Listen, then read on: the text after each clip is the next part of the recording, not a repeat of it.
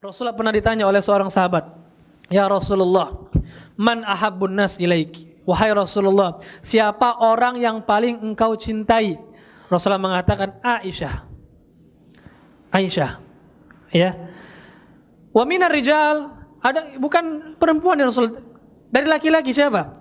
Abuha, bapaknya. Siapa bapak Aisyah? Abu Bakar As-Siddiq radhiyallahu taala anhu, subhanallah. Ya. Nah, Rasulullah mencintai Abu Bakar, Rasulullah mencintai Aisyah. Beliau juga mencintai Umar bin Al-Khattab, beliau mencintai Utsman bin Affan, maka cintailah mereka. Ya, cintai mereka. Karena barang siapa yang tidak mencintai orang-orang yang dicintai oleh Rasulullah, artinya dia kurang ajar kepada Rasulullah. Maka ada sebagian kelompok yang membenci Abu Bakar, membenci Umar, membenci Utsman, bahkan dilaknat oleh mereka. Na'udzubillah, subhanallah. Ya, Syiah, aliran sesat dan menyesatkan.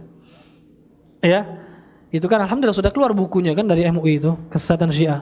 Mereka itu membenci Abu Bakar, membenci Umar, membenci Utsman, bahkan Aisyah mereka katakan wanita pezina. Na'udzubillah. Bagaimana? Antum lah, istri antum dituduh orang berzina, antum apain orang itu kira-kira? Marah enggak kita?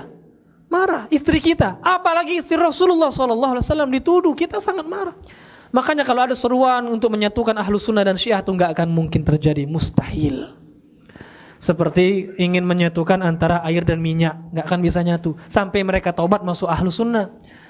Ya, baru kita bisa digabungkan. Kalau enggak, mereka tetap pada akidah mereka seperti itu, mencela orang-orang yang dicintai oleh Rasulullah SAW. Ini kurang ajar kepada Rasulullah. Ya, bentuk kurang adab kepada Rasulullah SAW. Maka cintai orang yang dicintai oleh Rasulullah. Rasulullah mencintai orang-orang soleh, kita cintai orang-orang soleh. Ya, dan seterusnya.